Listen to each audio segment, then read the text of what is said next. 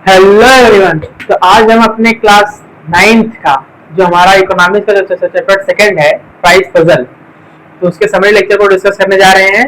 इसमें हम क्या होगा कि आपका अगर पार्ट 1 पार्ट 2 अगर नहीं भी देखें तो कोई दिक्कत नहीं, इस वाले नॉर्मल आपके समरी लेक्चर से कहानी हो जाएगी। ठीक है, तो शुरू करते हैं। लेक्चर को ज़्यादा लंबा नहीं रखते हैं। ठीक, 30-35 मिनट के अंदर ही आपका समरी पार्ट खत्म हो जाएगा। और अगर फर्स्ट और सेकंड नहीं भी देखे तो कोई दिक्कत नहीं, आज यही 30-35 मिनट देख लेंगे तो अपना एग्जाम में आपका कहानी बन जाएगा। ठीक, तो अगर अभी तक कुछ नहीं पढ़ा तो ये लेक्चर आपके लिए बहुत ही इनफ हो। इनफ का मतलब यही काफी हो जाएगा, इसी से आपका काम पूरा हो जाए। शुरू करते हैं आगे हम। तो हमने प्राइस और पजल वाले में पहले हम अगर टॉपिक टू बी कवर्ड में देखें तो स्टार्टिंग में हमने जो स्टार्ट किया था इस चैप्टर को, तो इस चैप्टर को स्टार्टिंग में हमने देखा था क्या, अगर हम स्टार्टिंग के लेक्चर 1 को देखें तो टॉपिक टू बी कवर्ड में हमने 3 चीजें देखी थी। यही हमारा जो प्राइस एंड पजल चैप्टर है इसका 3 सबसे मोस्ट इंपॉर्टेंट पार्ट है। पहला व्हाट इज डिमांड, दूसरा व्हाट इज सप्लाई और तीसरा role of government in economy. Economy में गवर्नमेंट का क्या रोल है, डिमांड क्या है, सप्लाई क्या है। ये 3 आपके सबसे मोस्ट इंपॉर्टेंट पार्ट्स थे। किसके इंपॉर्टेंट पार्ट है, तुम्हारे प्राइस और पजल चैप्टर के। जो आपका चैप्टर सेकंड है इकोनॉमिक्स का, उसका सबसे 3 मोस्ट इंपॉर्टेंट पॉइंट्स आपका यही था। डिमांड क्या है, सप्लाई क्या है और रोल ऑफ गवर्नमेंट क्या है आपकी इकोनॉमिक्स के अंदर। ठीक, तो हमने फर्स्ट यहाँ पे डिस्कस किया था व्हाट इज डिमांड। डिमांड क्या होता है, तो हमने यहाँ पे देखो क्या लिखा बताया था आपको फर्स्ट पार्ट में कि देखो भाई साहब डिमांड क्या होता है। डिमांड क्या है, रुको मैं इधर साइड बुझा रहा हूँ, दिखेगा नहीं नहीं तो। हाँ, डिमांड क्या है, डिमांड हम नीड्स को बोल सकते हैं, कि सीजनेबल डिमांड्स को बोल सकते हैं, ट्रेंड और इनकम को बोल सकते हैं, या able two by at a particular price. Demand हम केवल मनी को नहीं बोल सकते, केवल इनकम को ही नहीं बोल सकते, या हम किसी नीड्स या जरूरत को ही नहीं बोल सकते। क्या उस पर्टिकुलर प्राइस में मान लो कोई चीज में मिल रही है तो उसे हम डिमांड्स नहीं बोलेंगे। जब इन चारों चीजों का एक साथ मिल जाए, मतलब एक साथ मिल जाएंगे, मतलब तुम्हें नीड भी हो और तुम्हारे पास पैसा भी हो और उस पर्टिकुलर प्राइस में वो अवेलेबल भी हो, तब हम इसे डिमांड बोलेंगे। जैसे अगर हम ये मान लो अगर हम पेन खरीदने जाएं मार्केट में, मतलब बहुत सारे इसके प्राइस लग सकते हैं। मान लेते हैं कि हमारा 200 रुपीज का है, 200 की ये पेन है। ठीक, तो हम खरीदने गए, लेकिन हमको इसकी नीड है और एक इसका फिक्स प्राइस भी है 200 रुपया जो है बताया जा रहा है। और ये सीजनेबल मतलब मार्केट में बहुत ट्रेंडिंग में चल रहा है लाइट पेन का यूज करना, आप आराम से प्रोजेक्टर पर चला सकते हो। लेकिन हमारे पास इनकम या मनी नहीं, तो फिर ये हमारे लिए डिमांडेबल नहीं रहेगी। जिसके पास 200 रुपीज होगा उसके लिए वो डिमांडेबल हो जाएगी। लेकिन उसके लिए अगर 200 रुपीज के पास है लेकिन उसको अगर नीड नहीं है, जरूरत नहीं है उस चीज की, तो उसके लिए भी वो डिमांडेबल नहीं। डिमांडेबल चीज कभी किसी के लिए कोई भी थिंग अभी होती है जब उसकी कोई पहला चीज उसके पास उसका मतलब उस चीज का उसको नीड होना चाहिए, जरूरत होना चाहिए, और दूसरा उसके पास इनकम या मनी होना चाहिए उसको खरीदने के लिए, और वो जो भी तुम्हारा गुड्स है, जो भी प्रोडक्ट है, वो उस पर्टिकुलर प्राइस में वो अवेलेबल होना चाहिए। ऐसा नहीं मान लो तुम्हारे पास 200 रुपए का वो है तुम्हारे 400 का, तो तुम्हारे प्राइस के अंदर अवेलेबल नहीं हुआ हो। तो ये 3 पॉइंट होना चाहिए। पहला कि वो जो भी तुम्हारा प्रोडक्ट है वो ट्रेंडिंग पे होना चाहिए या सीजनेबल होना चाहिए, उसका डिमांड मार्केट के अंदर होना चाहिए, दूसरा उसकी नीड होनी चाहिए, और तीसरा उस अवेलेबल प्राइस में अवेलेबल होना चाहिए। मतलब किसी एक फिक्स पर्टिकुलर प्राइस के अंदर वो अवेलेबल होना चाहिए, तब जाके आप इसे क्या बोलेंगे कि ये हमारे लिए डिमांडेबल है। किसी एक सिंगल पॉइंट को उठा कर नहीं बोल सकते कि हमारी ये नीड है, हमको जरूरत है कि हमें ये पेन लेना है, तो हम इसे डिमांड नहीं बोलेंगे क्योंकि हमारे पास पैसा ही नहीं है उसको लें। अगर वो 200 रुपए का है तो मान तुम्हारे पास 100 रुपए है, नहीं है पैसा तुम्हारे पास 100 रुपया हो, तो ये तुम्हारे डिमांड में नहीं आएगा। बल्कि तुमको समझ है कि हाँ डिमांड हम इसको हमारे पास जरूरत है उसका, लेकिन हमारे पास मनी नहीं है। जब सभी चीजों को मिला देते हो, नीड हो, सीजनेबल हो, ट्रेंडिंग में हो और एक पर्टिकुलर प्राइस में मिल रहा है ये, तब जाके वो कोई भी थिंग्स डिमांडेबल होती है, डिमांड बनती है। ठीक, उसके बाद एक नेक्स्ट पॉइंट यहाँ पे आया था कि क्या होता है तुम्हारा परचेजिंग पावर।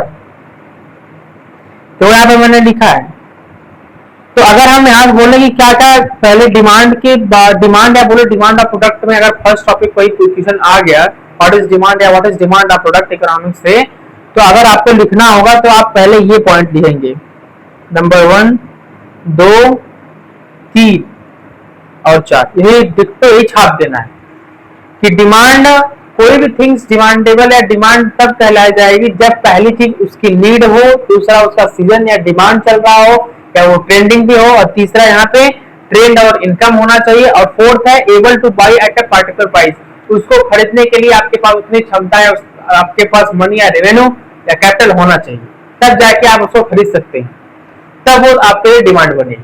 तो आपको चारों पॉइंट एग्जैक्ट एकदम छाप देना है। ठीक, देख लीजिए 4 पॉइंट यही है, पहला है तुम्हारा नीड है, दूसरा तुम्हारा सीजन या डिमांडेबल होना चाहिए, तीसरा ट्रेंड होना चाहिए और इनकम होना चाहिए, और चौथा कि able two by at a particular price, एक फिक्स्ड प्राइस में आपको वो मिल जाना चाहिए। ऐसा नहीं कि आपके पास 200 रुपए है और 400 रुपए की पेन खरीदने चले गए हो, तो आपके पास पैसा ही नहीं है, मतलब इनकम नहीं है, तो ये आपके लिए चीजें डिमांड होते हुए भी डिमांड नहीं रह जाएगी। ठीक, दूसरा, अब हम आ जाते हैं what is purchasing power. Purchasing power क्या होता है?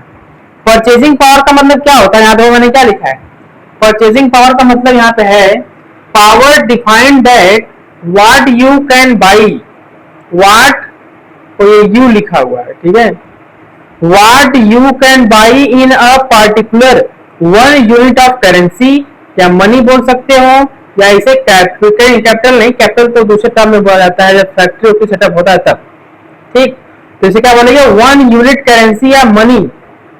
ठीक, परचेसिंग पावर का मतलब ये है कि अगर मान लो तुम्हारे पास 1 रुपया है, ठीक, या तुम्हारे पास 200 रुपया है, तो 200 रुपए की परचेसिंग पावर क्या है? 200 रुपए में बहुत चीजें आ सकती हैं, तुम बुक्स ले सकते हो, कॉपी ले सकते हो, पेन ले सकते हो, अलग अलग चीजें ले सकते हो। तो जो 200 रुपए की जो परचेसिंग पावर है बहुत सारी है, मतलब उसमें कुछ थिंग्स आप ले सकते हो, लेकिन मैं बात करूं अगर 1 रुपए की परचेसिंग पावर क्या है, तो 1 रुपए में चलिए तुम कॉपी ले सकते हो और कुछ नहीं ले सकते, 1 रुपए में पेन नहीं ले सकते। तो 1 रुपए की जो परचेसिंग पावर है वो बुक्स खरीदने के लिए नहीं, टॉफी खरीदने के लिए चलेगा। ठीक, तो परचेसिंग पावर मतलब क्या होता है? परचेसिंग पावर एक ऐसी पावर को डिफाइन करता है कि उस प्राइस में आप कितनी चीजों को, उस पार्टिकुलर यूनिट ऑफ करेंसी में आप कितनी चीजों को खरीद सकते हो, वही परचेसिंग पावर होता है। कि 200 रुपए है, 100 रुपए है, 1000 रुपए है, 5000 है, 8000 है, 12000 है, तो 12000 का 12000 पैसा है आपके पास, तो उसकी जो परचेसिंग पावर हो जाएगी वो बहुत ही ज्यादा हो जाएगी, मतलब उसमें आप बहुत सारी इनफाइनाइट चीजें खरीद सकते हो, क्योंकि आपका मनी डबल है, रेवेन्यू डबल है। ठीक, लेकिन अगर मैं बोलूं 1 रुपया आपके पास है तो बहुत कम है परचेसिंग पावर, आप हो सकता है उसमें बस आप काफी खरीद सको, या 1 रुपए की जो माचिस आती है वो खरीद सकते हो। ठीक, अब दूसरा हमारा इसमें पार्ट है कि लॉ ऑफ डिमांड क्या है। हमने देखा परचेसिंग पावर क्या होता है, हमने देखा व्हाट इज डिमांड क्या होता है। तो डिमांड वो चीजों को बोलते हैं जो नीड हो, सीजनेबल हो, ट्रेंडिंग में हो, उस पार्टिकुलर प्राइस में तुम्हारे लिए अवेलेबल हो, तो उसे डिमांड बोलेंगे। परचेसिंग पावर क्या होता है? एक परचेसिंग पावर एक सिंपल सा पावर है जो कि एक यूनिट ऑफ करेंसी को डिफाइन करता है कि उसके पास उन चीजों को खरीदने के लिए कितनी पावर है। 1 रुपए की जो परचेसिंग पावर है वो टॉफी या तो माचिस खरीद सकता है। दूसरा, अगर 100 रुपए की बात करें तो बहुत सारी चीजें खरीद सकता है। तो 100 रुपए के पास परचेसिंग पावर 1 रुपए के कंपेयर में ज्यादा है, इसी को हम परचेसिंग पावर कहते हैं। और तीसरा आता है तुम्हारा एक मतलब थोड़ा सा और पॉइंट है, लॉ ऑफ डिमांड। छोटी सी टॉपिक है लॉ ऑफ डिमांड, एनसीईआरटी में दिया है। लॉ ऑफ डिमांड क्या होता है?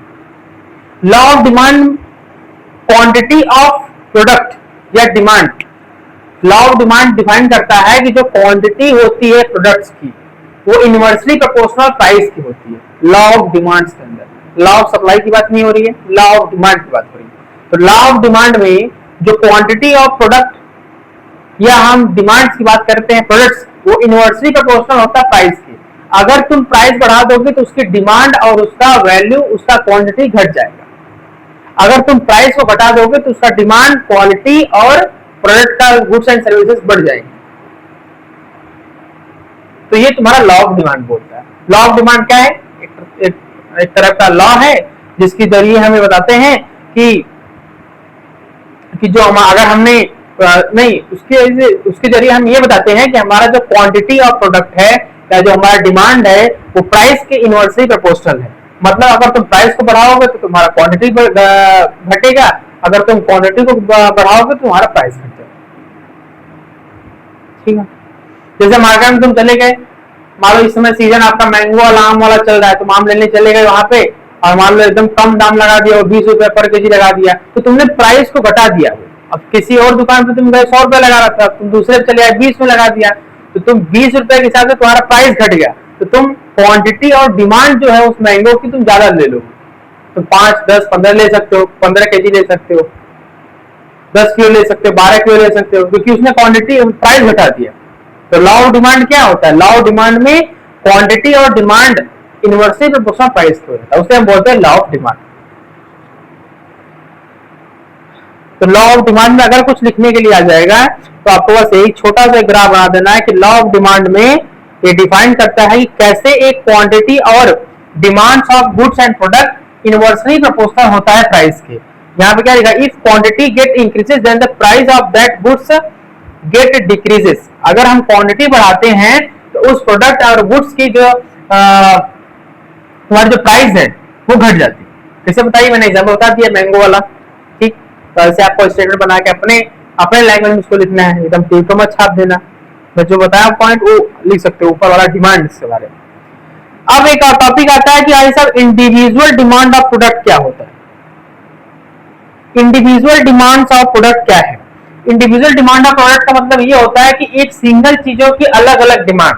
जैसे अगर हम अपने इलाके में कहीं आम या मैंगो या कोई भी चीज लेने गए, बुक्स लेने चले गए, कुछ भी लेने चले गए, तो अगर उसकी प्राइस कहीं मान लो बता दिया 200 रुपए, ठीक, अब तुम उसको दिल्ली में लेने चले गए, तुम उसको चेन्नई में लेने चले गए, तुम उसको आगरा में लेने चले गए, तो उसी सेम प्रोडक्ट और गुड्स का, मान लो तुम आम ही ले रहे हो, ठीक, लंगड़ा वाला आम ले रहे हो या 4 पैर 5 पैर वाला आम, कोई भी आम ले रहे हो, तो जो तुम मैंगो लेने जा रहे हो वो तुम्हारे इलाके में उसका प्राइस 200 है, 200 रुपया पर केजी है। लेकिन वही तुम दिल्ली में लेने जाओ तो हो सकता है 400 हो जाए, आगरा में ले जाओ हो सकता है 50 रुपया भी हो सकता है, तुम कहीं और चेन्नई में लेने चले जाओगे तो हो सकता है 5 रुपया ही हो।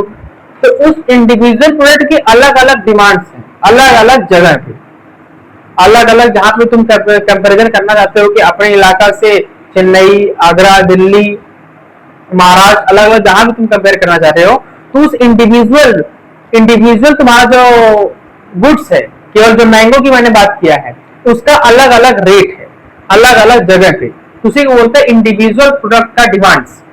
एक छोटा सा तुम्हारा एक सिंगल प्रोडक्ट था, तो उसके अलग अलग डिमांड है, इसलिए हम इसको बोलते हैं इंडिविजुअल डिमांड ऑफ प्रोडक्ट। हमने यहाँ पे ग्राफ भी बनाया था, टेबल के हिसाब से हम 3-4 चीज समझ सकते हैं कि जैसे हमने यहाँ पे देखा था कि हमारा यहाँ पे एक मैंगो था, ठीक है, क्या था हमारा मैंगो, यहाँ पे था हमारा मैंगो मिल रहा था हमको 150 रुपए का, 150 का, और एक कुछ अलग प्रकार का मैंगो था जो मिल रहा था 100 रुपए का। हम दिल्ली में चले गए तो मिल रहा है 150 रुपए में 2 केजी मिल रहा है, और कहीं और हमने देखा तो 4 का मिल रहा है, फिर ऐसे देखो यहाँ 5 का, फिर यहाँ 10 का। तो अलग अलग जगह पे अलग अलग जो रेट आ रहा है, रेट तो फिक्स है 150 रुपया, लेकिन जो इसका डिमांड है, जो इसका क्वांटिटी है वो डबल आ रहा है, कहीं कम आ रहा है, कहीं ज्यादा आ रहा है। तो इसी को बोलते हैं इंडिविजुअल प्रोडक्ट ऑफ डिमांड। उस एक ही सिंगल प्रोडक्ट की अलग अलग जगह पे अलग अलग डिमांड है, अलग अलग उसके रेट है, उसे क्या बोलते हैं इंडिविजुअल प्रोडक्ट ऑफ डिमांड। लेकिन हम बात करते हैं फिर डिमांड ऑफ द मार्केट क्या है, मार्केट डिमांड क्या होता है। तो मार्केट डिमांड जब हम इन्हीं सभी क्वांटिटी को जैसे हमने देखा कि 150 रुपया हमने फिक्स कर दिया, मैंगो का दाम 150 रुपया पर केजी, तुम दिल्ली में 150 रुपया में 2 केजी ले पा रहे हो, तुम कोलकाता में 5 केजी ले पा रहे हो, और तुम चेन्नई में 15 केजी ले पा रहे हो। तो जितनी भी एक क्वांटिटी है, जब इन्हीं सभी अलग अलग जगहों की जो सब क्वांटिटी आई एक फिक्स्ड प्राइस में, उन सभी को जोड़ दोगे तो डिमांड ऑफ मार्केट निकल जाएगा। तो मार्केट डिमांड क्या होता है?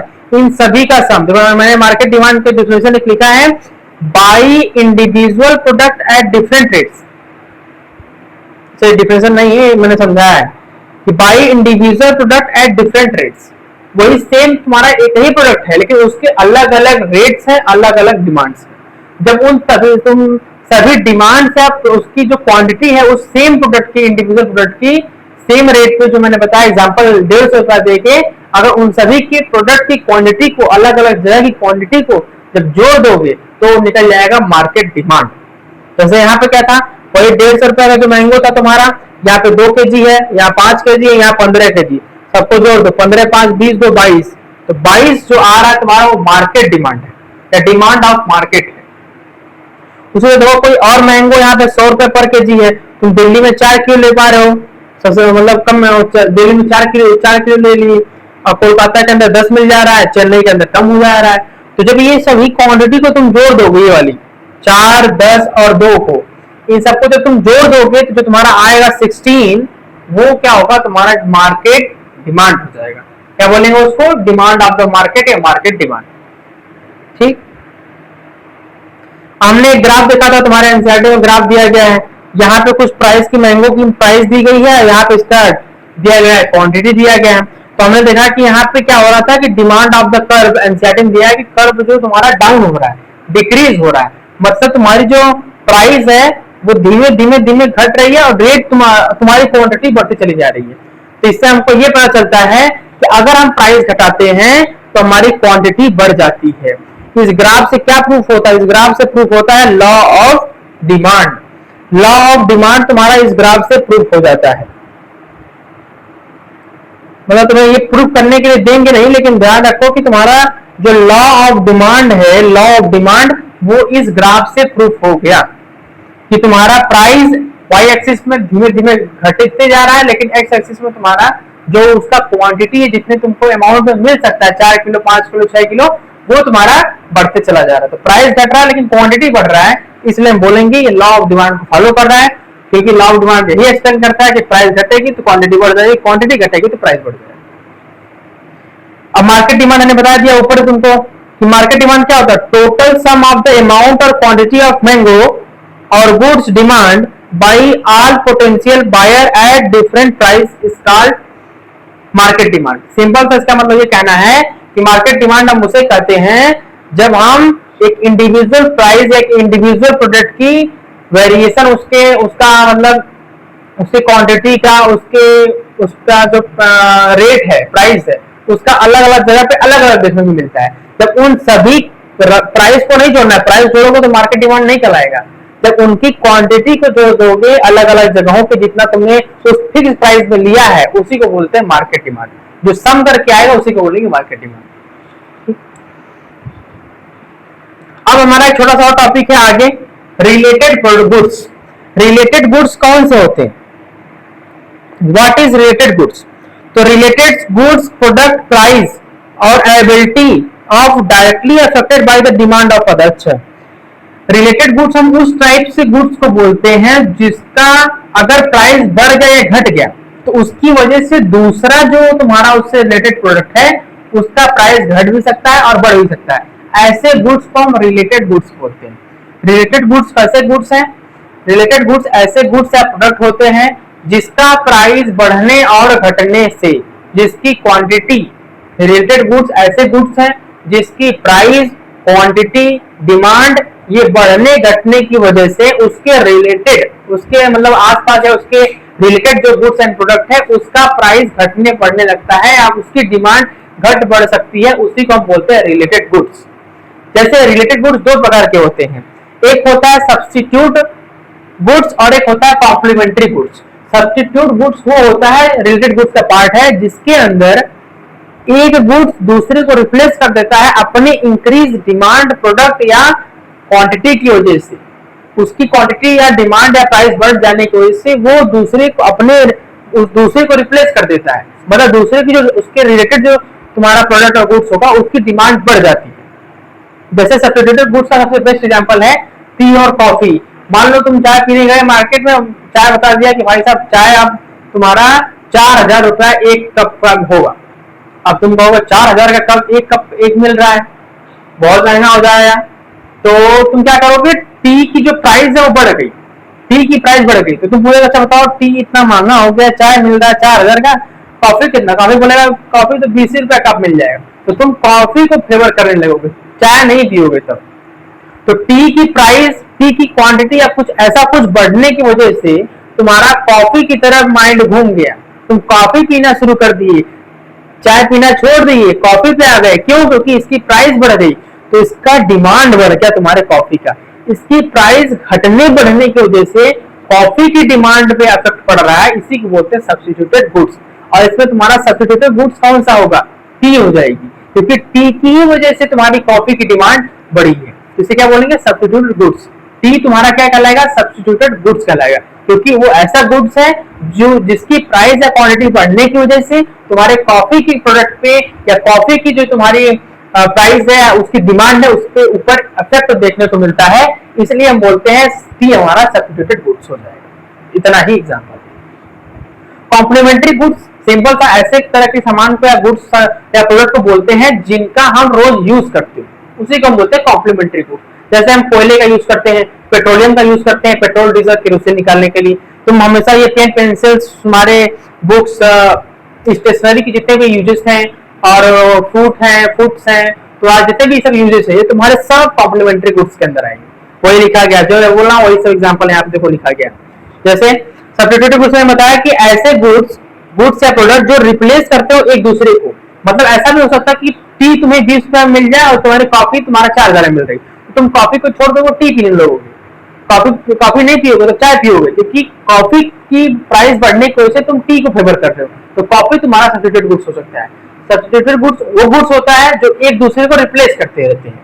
जैसे यहाँ पे तुम्हारा टी का हमने एग्जांपल दे दिया कि एक कोई डिमांड है, उसका डिमांड घट गया तो इसका बढ़ गया, ठीक। कॉम्प्लीमेंट्री बताया कि ऐसे goods which are utilized by us, ऐसे गुड्स होते हैं कॉम्प्लीमेंट्री जो हमारे द्वारा यूज किए जाते हैं, उसे बोलते हैं कॉम्प्लीमेंट्री गुड्स।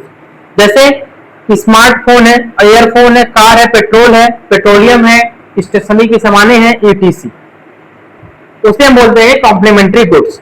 जैसा देखो product price availability goods affect by the human, हाँ ये भी ध्यान रखना है कि कॉम्प्लीमेंट्री गुड्स के अंदर चीजों की जो तुम्हारा प्राइस है, उसकी अवेलेबिलिटी है, उसका क्वांटिटी है, वो तुम्हारे कॉम्प्लीमेंट्री गुड्स के अंदर जो भी तुम्हारे यूजफुल प्रोडक्ट आ जाएंगे, उसकी अवेलेबिलिटी, उसका अमाउंट जो भी कुछ आएगा, वो तो ह्यूमंस के खरीदने और न खरीदने की वजह से इफेक्ट पड़ेगा। मान लो तुम स्टेशनरी की दुकान पे गए, आप कुछ खरीद ही नहीं रहे हो, तो उसका डिमांड घट रहा है, उसकी प्रॉफिट घट रही है, और तुम्हें मार्केट जा रहे हो, मान लो लोग ऐसे शुरू करते हैं कि वो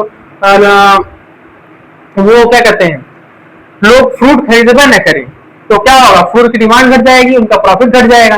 तो कहीं ना कहीं कॉम्प्लीमेंट्री गुड्स का जो प्राइस है या उसकी एबिलिटी है या उसका जो तुम्हारा अमाउंट है, उसके ऊपर इफेक्ट पड़ता है कब? जब ह्यूमन नेचर चॉइस, अगर इंसान लोग उसको नहीं खरीदेंगे तो उसके ऊपर इफेक्ट पड़ने लगेगा, तो इसे हम बोल देते हैं कॉम्प्लीमेंट्री गुड्स। खत्म हो गया। अब नए टॉपिक पे आते हैं हम, सीजनलिटी क्या होती है। सीजनलिटी सिंपल सा डिमांड की तरह ही होता है। एक बार फिर समझ लो रिलेटेड गुड्स क्या है। रिलेटेड गुड्स हम उस गुड्स को कहते हैं जिसकी प्राइस हो सकती है, क्वांटिटी हो सकती है, अवेलेबिलिटी हो सकती है, वो इंक्रीज डिक्रीज करती रहती है, एक दूसरे को रिप्लेस करती रहती है अपने अवेलेबिलिटी डिमांड प्राइस के इंक्रीज होने की वजह से, उसे हम रिलेटेड गुड्स बोल देते हैं। दो प्रकार के होते हैं, सब्स्टिट्यूटेड होता है और कॉम्प्लीमेंट्री होता है। कॉम्प्लीमेंट्री गुड्स ऐसे गुड्स होते हैं जिनका यूज हम डेली यूज में करते हैं और हमारे लिए बहुत इंपॉर्टेंट है, जैसे कोल है, पेट्रोलियम है, ऑक्सीजन है, वो भी तुम्हारा एक गुड्स नहीं। जैसे ऑक्सीजन सिलेंडर यूज होता है ना तुम्हारे जगह जगह पे, कहाँ का यूज होता है oxygen cylinder? Oxygen cylinder use होता है तुम्हारे हॉस्पिटल्स में, यूज होता है ऑक्सीजन सिलेंडर, तो भी तुम्हारे एक गुड्स की तरह ही कहलाएगा, वो भी तुम्हारा प्रोडक्ट एंड सर्विसेज के अंदर का पार्ट है, तुम उसको यूज कर रहे हो आराम से, ठीक है, तो भी तुम्हारे गुड्स एंड सर्विसेज का पार्ट है, तो तुम आराम से यूज कर सकते हो। तो ऐसा चीज कॉम्प्लीमेंट्री गुड्स ऐसा ही चीज को बोलते हैं, ऐसे प्रोडक्ट या गुड्स को बोलते हैं जिनका यूज हम डेली लाइफ में करते हैं, यूज हम सब किए जा रहे हैं, तो उसे हम क्या बोलते हैं? उसे हम बोलते हैं कॉम्प्लीमेंट्री गुड्स बोल देते हैं, जो हम यूज कर रहे हैं, डेली यूज कर रहे हैं। और सब्स्टिट्यूटेड गुड्स ऐसे गुड्स होते हैं जो एक दूसरे को रिप्लेस करते रहते हैं। चाय की प्राइस बढ़ जाने की वजह से कॉफी यूज कर रहे हैं, कॉफी की प्राइस बढ़ जाने की वजह से क्या कहते हैं उसको, टी यूज कर रहे हैं। मान लो शूज, जो जूता पहनते हो उसकी प्राइस बढ़ गई तो तुम चप्पल पे घूमने लगोगे। अगर कपड़ा मान लो उसमें उसका टी और कॉफी का तुमने एग्जांपल देख ही लिया, और सभी डिफरेंट प्रोडक्ट्स का एग्जांपल दे सकते हो। जनरली सब्सिट्यूट गुड ऐसे गुड्स होते हैं, सिंगल लाइन आंसर है कि एक दूसरे को ही रिप्लेस करते रहते हैं, एक दूसरे को रिप्लेस करते हैं अपनी प्राइस, एबिलिटी और अमाउंट की वजह से। सीजनलिटी क्या है? सीजनलिटी एक ऐसा डिमांड ऑफ द प्रोडक्ट है ऑन दैट सीजन। सिंपल सा सीजनलिटी मतलब कुछ इतना बड़ा वर्ड थोड़ा सा बड़ा है। सीजनलिटी मतलब अगर कोई मान लो अगर इस समय मैंगो का डिमांड चल रहा है तो इसे बोलेंगे मैंगो का सीजन चल रहा है। मैंगो का सीजन चल रहा है तो मैंगो की डिमांड है, डिमांड ऑफ द मार्केट तुम्हारा मैंगो ही कहना है, क्योंकि मार्केट में जनरली लोग मैंगो यूज कर रहे हैं, आराम से मैंगो खा रहे हैं, लंगड़ा आम खा रहे हैं, पता नहीं कौन कौन सा टेढ़ा आम खा रहे हैं, बहुत सारा आम है इसमें देखने को मिलता है, ठीक है, 4 पैर वाला आम खाते हैं, तो अलग अलग उसका डिमांड है। इसमें सीजन चल रहा है तो लोग उसका यूज करते हैं, उसी को बोलते हैं सीजनलिटी। अब हम आ जाते हैं इसके पार्ट सेकंड पे, सप्लाई क्या होती है। सेम डिमांड की तरह ही सप्लाई एकदम कॉपी पेस्ट है, बस हल्का फुल्का वेरिएशन है इसके अंदर, वही देखोगे काम कहानी खत्म हो जाएगी। सप्लाई क्या है? At a particular time how much you can buy, तो मैंने क्या लिखा है, at a particular time how much you can buy और ऑफर गुड्स एंड प्रोडक्ट्स।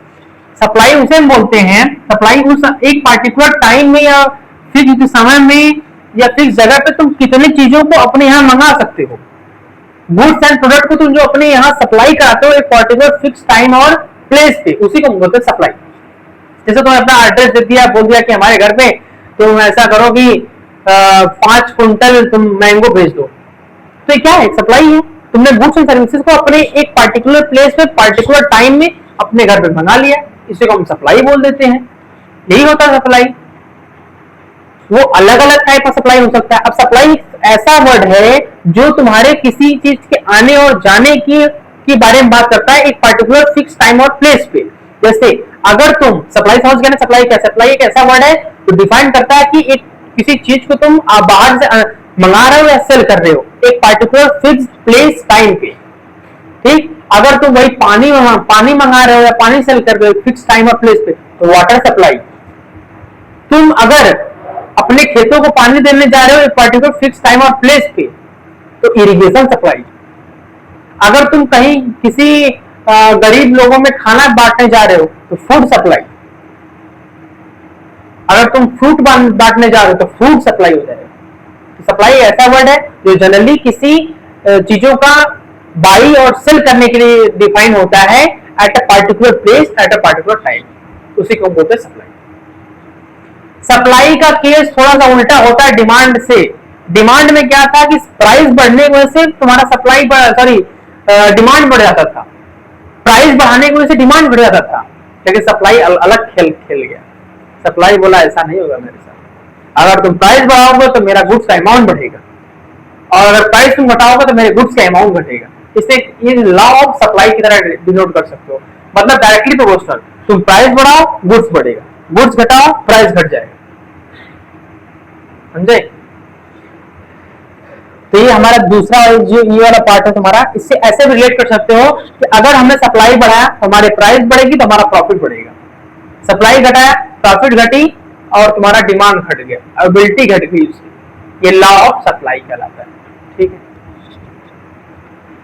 फिर देखो यहाँ पे एक छोटा सा पॉइंट आता है जिसमें पॉइंटर्स में गोला लगा रहा हूँ, बहुत इंपॉर्टेंट है। जैसे ये वाला law of supply, law of supply में यहाँ पे बॉक्स बंद कर दिया हूँ, लॉ ऑफ सप्लाई को देख लो क्या है। उसके बाद आता है individual supply. What is individual supply? जिस तरह इंडिविजुअल डिमांड था उसी तरह इंडिविजुअल सप्लाई होता है। Individual demand of the product मतलब एक सिंगल प्रोडक्ट की अलग अलग डिमांड, अलग अलग जगह पे अलग अलग डिमांड, तो सेम वही तुम्हारा इंडिविजुअल सप्लाई है। मतलब सेम तुम्हारे प्राइस पे लोग उस सेम प्रोडक्ट को कहां मंगा रहे हैं। दिल्ली में पता चला कि 150 रुपए का अगर एक 150 रुपए का मैंगो मिल रहा है, ठीक है, पर केजी मिल रहा है, तो लोग उसकी सप्लाई एक पर्टिकुलर प्लेस पे, कोई उसका बहुत बड़ा ग्रुप होगा जहां पे बेचता होगा जितना 150 रुपए पर केजी मैंगो, तो उसको अलग अलग लोगों जगह पे अलग अलग अमाउंट में मंगा रहे हैं। कि उनको पता चल गया अरे भाई साहब मतलब उस इलाके में 150 रुपए पर केजी मतलब इतना सस्ता आम मिल रहा है, तो लोग अलग अलग जगह से अलग अलग से कनेक्ट करेंगे, बोलेंगे कि हमारे यहाँ 4 किलो भेजा दो, हमारे यहाँ 10 किलो भेजा दो, हमारे यहाँ 15 किलो भेजा दो, हमारे यहाँ 20 किलो भेजा दो। तो लोग अलग अलग जगह अपने अलग अलग एक ही सेम प्रोडक्ट की अपने अलग अलग जगह पे अपने अपने पर्टिकुलर प्लेस पर्टिकुलर टाइम पे अलग अलग लोग अलग अलग जगहों पे उस सेम चीजों को मंगाएंगे। सेम उसी एक ही चीज है तुम्हारा इंडिविजुअल मैंगो, उसको लोग मंगा रहे हैं अपने अलग अलग जगह पे अलग अलग स्टेट्स पे अलग अलग टाइम और प्लेस पे। और उन्हीं सभी क्वांटिटी को जितना वो मंगा रहे हैं उन्हीं सभी क्वांटिटी को जब तुम जोड़ दोगे तो उसी को बोलेंगे तुम्हारा क्या, सप्लाई, मार्केट सप्लाई। तो उसमें मार्केट डिमांड था, क्या हुआ मार्केट सप्लाई हो जाए। मार्केट डिमांड क्या था, सभी के अमाउंट को सम कर दो मार्केट डिमांड, यहाँ पे सभी के अमाउंट को सम कर दो मार्केट सप्लाई। बस डिफरेंस इसका है, लोग यहाँ पे मंगाते बेचते हैं, वहां पे लोग खरीदते हैं। तो क्या होगा, मार्केट डिमांड हो सकता है, यहाँ पे जब उसी सेम चीजों को जोड़ दोगे तो मार्केट सप्लाई हो जाए। वहां पे लोग खरीद रहे थे तो मार्केट डिमांड होगा, यहाँ पे लोग बेच रहे हैं या सेल ही करते हैं, सेल कर रहे हैं या ऑर्डर कर रहे हैं तो मार्केट सप्लाई हो जाए। सभी को सभी की जगहों को सभी मतलब जो लोग खरीद रहे हैं जितना अमाउंट खरीद रहे हैं सबको जोड़ दो, मार्केट सप्लाई हो जाएगा। तो क्या मैंने लिखा है, जैसे किस कोई आदमी था 50 रुपए का मतलब 50 रुपीज पर केजी मैंगो मिल रहा था, तो उसने एक केजी ऑर्डर कर दिया, किसी बी आदमी ने इसको 2 केजी ऑर्डर कर दिया, कोई और ने इसको 4 केजी ऑर्डर कर दिया, सबका सम 7 केजी तुम्हारा क्या है, मार्केट सप्लाई कहलाती है। यही होता तुम्हारा मार्केट सप्लाई। जैसे मैंने देखा यहाँ पे 7 क्या है, मार्केट सप्लाई। लेकिन इसमें थोड़ा सा अलग अलग होता है, जैसे मान लो यहाँ पे डिमांड यहाँ पे है, सप्लाई यहाँ पे है, आउटकम यहाँ पे। ठीक, देखो डिमांड तुम्हारा ये रहा, सप्लाई ये रहा, आउटकम तुम्हारा ये रहा, समझ गए। तो अगर हम बात करें कि अगर हमने डिमांड किया कि हमको 4 केजी मैंगो चाहिए, हमने डिमांड किया कि हमको 4 केजी मैंगो चाहिए, हमको सप्लाई हुई 3 केजी मैंगो, तो डिमांड हमारा ज्यादा है कि सप्लाई ज्यादा है? डिमांड हमारा ज्यादा हो गया कि हमने 4 केजी मंगाने के लिए बोल रहा, सप्लाई 3 की हुई, तो डिमांड ग्रेटर हो जाएगा सप्लाई से। देखो डिमांड ग्रेटर हो जाएगा सप्लाई से, और अपने डिमांड और सप्लाई को हम जितना ऑर्डर किए थे सप्लाई तीनों को जब जोड़ो, उसको जोड़ देंगे तो 7 हो जाएगा, 4 + 3 7 हो जाएगा, तो हमारा क्या होगा, मार्केट सप्लाई। ठीक है, हमने बोला डिमांड में 5 केजी दो मैंगो और उसने दिया भी मुझे 5, तो यहाँ पे क्या हो गया, यहाँ पे मैंने जितना डिमांड किया उतना ही मुझे दे दिया, तो मतलब मैंने जितना मंगाया उतना ही मुझे मिल गया, तो ये क्या हो गया, बराबर हो गया, इक्वल हो गया, डिमांड सप्लाई दोनों इक्वल हो गए। जब डिमांड और सप्लाई मेरा इक्वल हो गया और हम दोनों को जोड़ देंगे 5 5 10 जो 10 आएगा वो क्या है, मार्केट सप्लाई है। और जब और हमने जितना मंगाया उतना ही दे दिया, बराबर हो गया दोनों, डिमांड सप्लाई दोनों बराबर। और इसी को हम बोल देते हैं क्या, इसको क्या बोलते हैं, इसको हम बोलते हैं मार्केट इक्विलिब्रियम। समझा मार्केट इक्विलिब्रियम क्या है, जब तुमने डिमांड किया 5 का, सप्लाई भी 5 की हो गई, दोनों को जोड़ के जो 10 आता है वो तुम्हारा हो जाएगा मार्केट सप्लाई हो जाएगा। और क्योंकि दोनों बराबर हो गए तो इसी को बोलेंगे मार्केट इक्विलिब्रियम। तो व्हाट इज मार्केट इक्विलिब्रियम, जब तुम्हारा डिमांड और सप्लाई दोनों इक्वल है उसे बोलते हैं मार्केट इक्विलिब्रियम।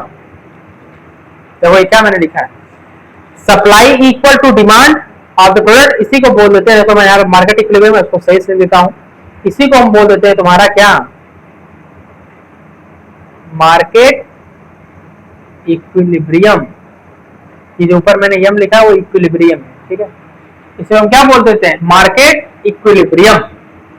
इसको हम शॉर्ट में इक्विलिब्रियम को शॉर्ट में लिखते हैं, देखो यहाँ पर मैं लिख दे रहा हूँ छोटा,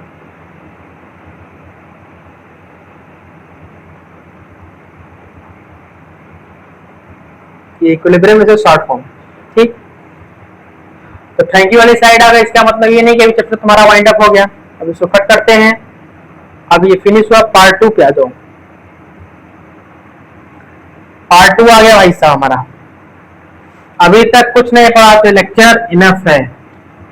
दूसरे थर्ड पार्ट पे आते हैं कि रोल ऑफ जो गवर्नमेंट इन इकोनॉमी, इकोनॉमी के अंदर गवर्नमेंट का क्या रोल था जिसकी वजह से कुछ लिमिटेशंस आई, कुछ शॉपकीपर्स की दुकानें बंद हो गई और कुछ की बहुत ही बढ़ गई, कुछ की मॉडरेट रह गई। वो रोल ऑफ गवर्नमेंट क्या है, तो गवर्नमेंट की 3 रोल है, price selling, price floor and monopoly. 3 चीजें हैं गवर्नमेंट चर्चा करती है, प्राइस सेलिंग, प्राइस फ्लोर और मोनोपोली। और इसमें दूसरा हम देखेंगे कि limitation by government in interventions, जो नए नए शॉपकीपर्स हो जाते हैं, तुम्हारे नए नए अपना शॉप खोल रहे हैं प्रोडक्ट एंड सर्विसेज बेचने के लिए, तो उनमें कुछ गवर्नमेंट की लिमिटेशन आती है, मतलब गवर्नमेंट की कुछ खराबी हो जाती है, जिसकी वजह से क्या होते हैं, नए शॉपकीपर अपनी दुकान नहीं खोल पाते। तो इसी को मैंने बोलते हैं लिमिटेशन ऑफ गवर्नमेंट। गवर्नमेंट की क्या लिमिटेशन है, जिसकी वजह से नए शॉपकीपर जो हमारे इंटरप्रेन्योर्स हैं, नए शॉपकीपर हैं, वो दुकान अपने नहीं खोल पा रहे, शॉप नहीं खोल पा रहे। और इसमें भी जनरली कौन सा लॉ लगता है, वही दूसरा वाला गवर्नमेंट का जो लिमिटेशन लॉ है, वो है कॉम्प्लियंस। कॉम्प्लियंस का मतलब जो तुम्हारा बहुत ढेर सारा जो लाइसेंस परमिट और ये सब का यूज कर जाता है दुकान खोलने के लिए, प्रोटेक्टेड इन्वायरमेंट बनाने के लिए, तो उसमें क्या होता है, जो छोटे शॉपकीपर होते हैं वो नहीं खरीद पाते, नहीं रख पाते, या नहीं परमिट बना पाते, नहीं हो पाता उनका, तो डरते हैं कि मान लो कहीं मान लो चीजें आगे तो हम पकड़ा भी सकते हैं। तो ये इस गवर्नमेंट की लिमिटेशन थोड़ी। हम आते हैं रोल ऑफ गवर्नमेंट। तो गवर्नमेंट क्या क्या रोल करती है, गवर्नमेंट का क्या रोल है, कैसे वो चीजों को प्रोटेक्ट करती है, क्या रोल है हमारी इकोनॉमी में। तो पहला काम है गवर्नमेंट का रोल है कि वो अनफेयर प्रैक्टिसेस को बचाए। ऐसा ना हो कि वहां पे अगर कोई एक बड़ी दुकान पे फार्मर चला जाए, किसान चला जाए, तो उसको एकदम हाई रेट सब लगा के बेचने लगे सामान को, और कोई नॉर्मल पर्सन जा रहा है तो उसको आराम से अपना सेम प्राइस लगा रहे हैं एमआरपी के हिसाब से, लेकिन जब किसान जा रहा है तो उसको हाई प्राइस दे रहे हैं। तो ये अनफेयर प्रैक्टिसेस नहीं होना चाहिए। दूसरा, ब्लैक मार्केटिंग को गवर्नमेंट का रोल जो दूसरा पॉइंट है वो है ब्लैक मार्केटिंग को प्रिवेंट करना। ब्लैक मार्केटिंग मतलब 2 नंबर वाला धंधा हो गया, जिसमें क्या होता है, कोई चीज अगर उस स्टेट या उस इलाका में अगर बैन है तो उसको आप नहीं बेच सकते। अगर आप बेच रहे हैं तो ब्लैक मार्केटिंग कर रहे हैं, 2 नंबर का धंधा कर रहे हैं आप, और ये इलीगल काम कर रहे हैं। क्या है ये?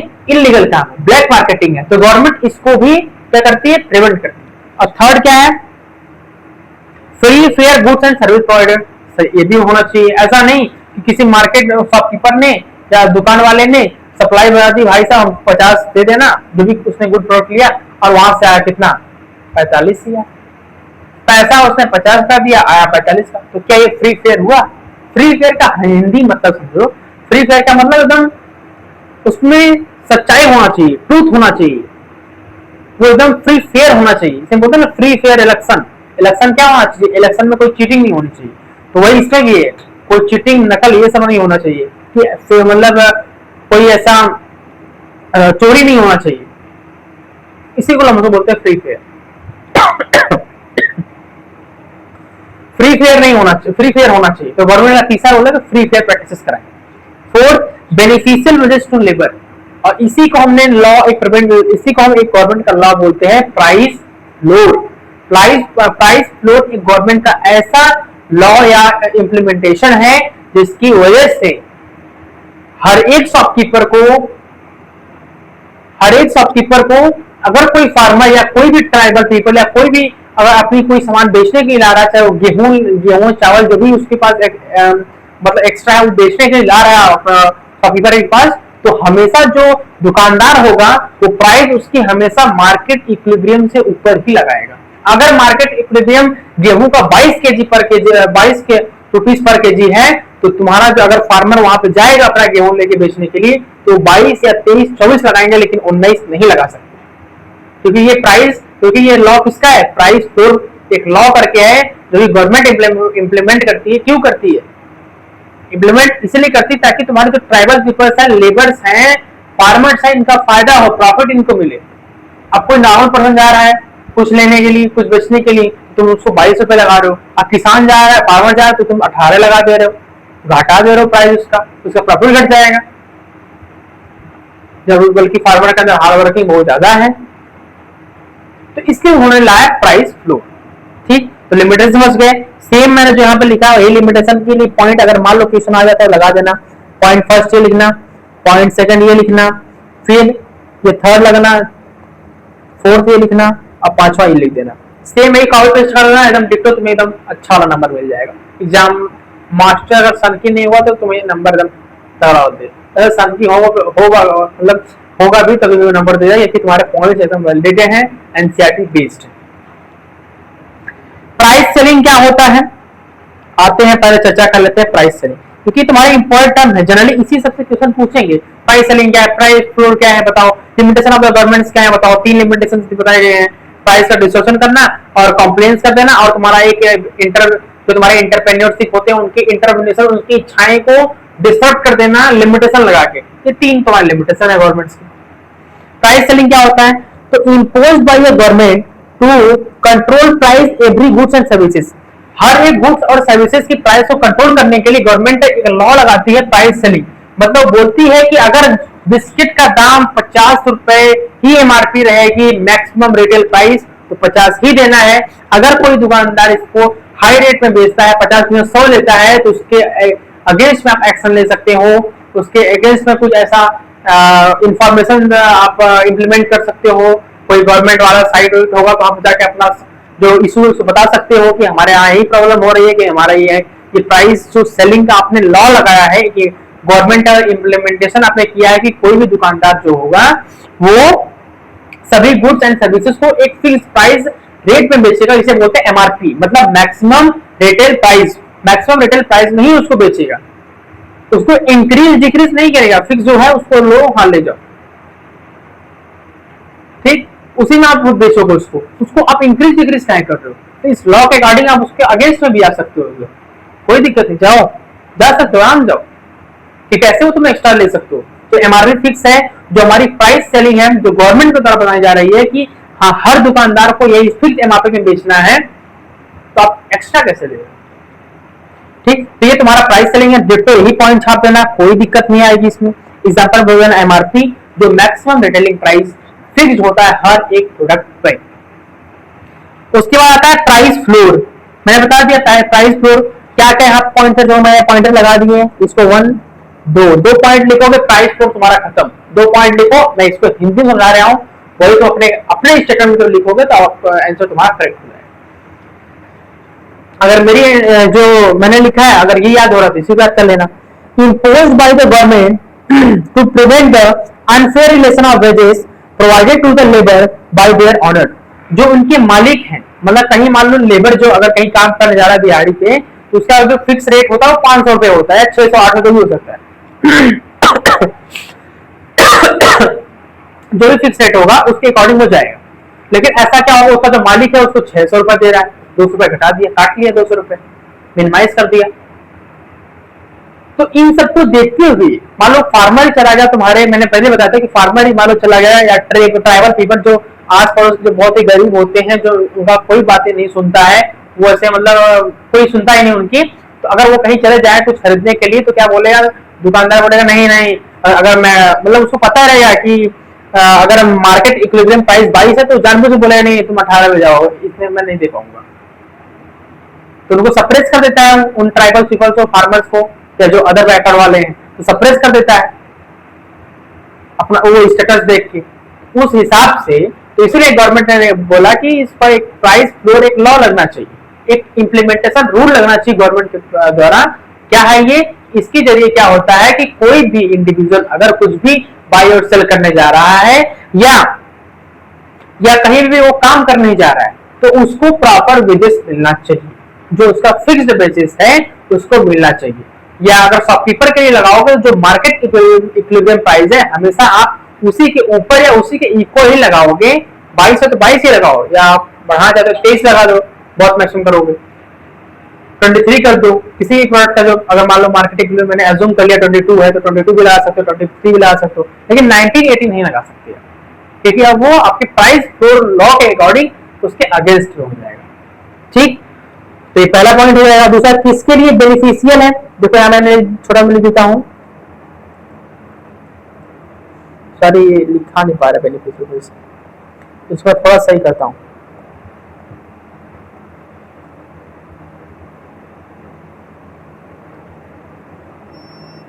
ये बेनिफिशियल है लेबर्स के लिए, ट्राइबल पीपल्स के लिए और फार्मर्स के लिए।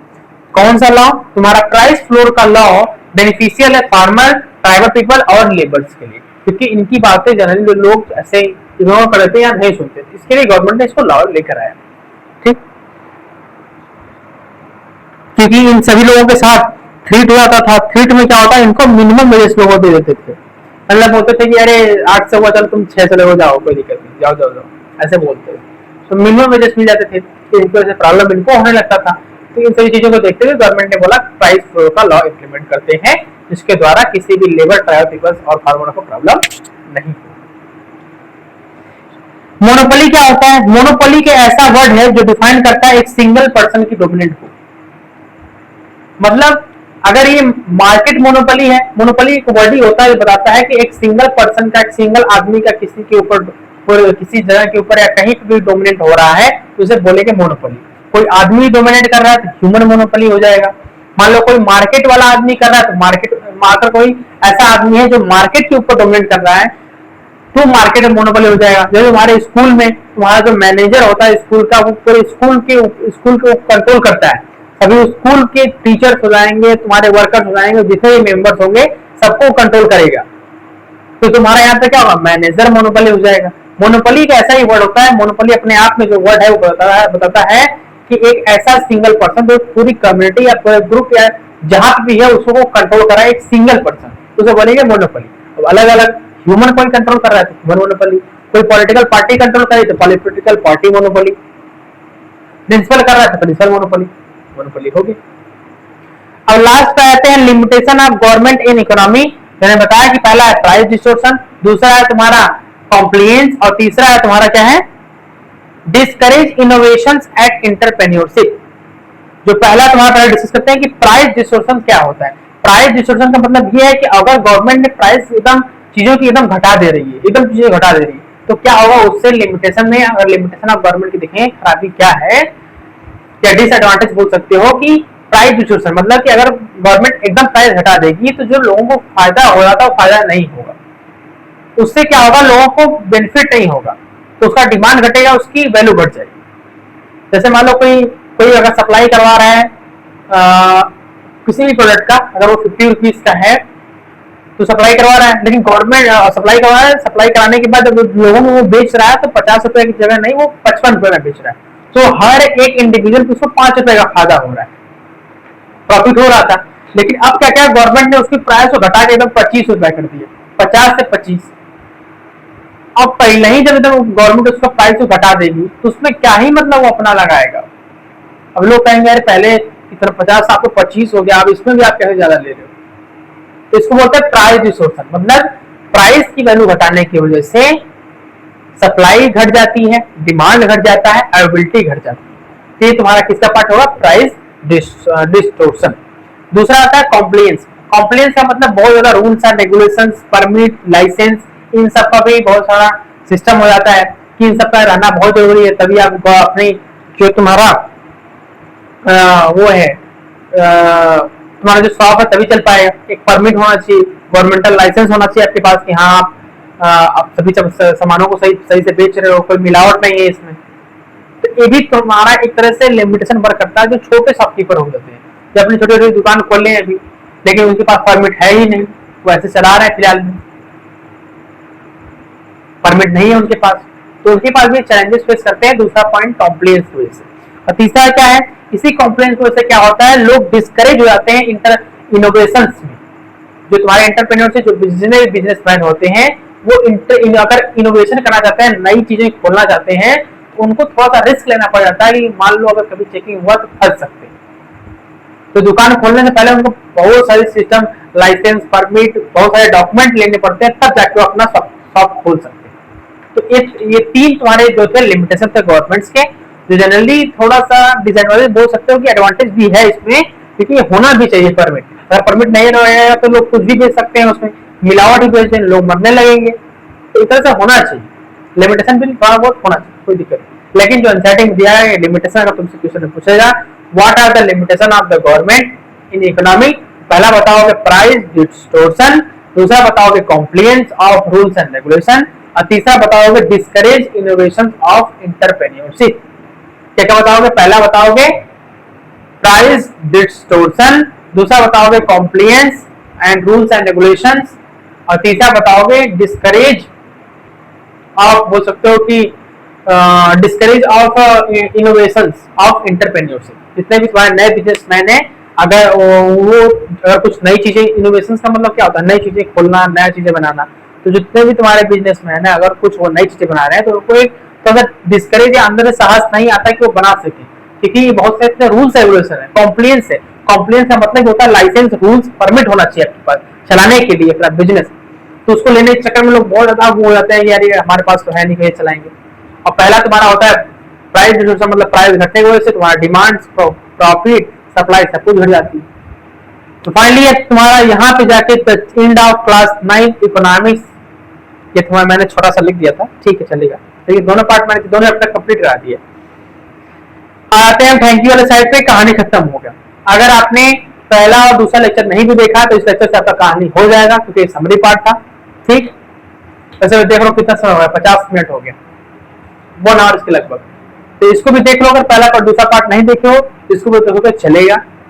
ठीक है, तो उसको देख लो कि तो हाँ थोड़ा बहुत मैंने उसमें से लिख के बताया चीजों को, थोड़ा सा और डिटेल मैंने क्या किया इसमें दोनों को पार्ट को जोड़ा है, थोड़ा बहुत हो सकता है स्पीड फास्ट हो, आपको ऐसा लगे तो आप फर्स्ट लेक्चर दोनों लेक्चर देख लो, उसके बाद समरी देख लो, कहानी खत्म, चैप्टर फिनिश। ठीक, तो मिलते हैं किसी नेक्स्ट वीडियो में नेक्स्ट लेक्चर के साथ, तब तक के लिए ओके बाय, थैंक यू, जय हिंद जय भारत।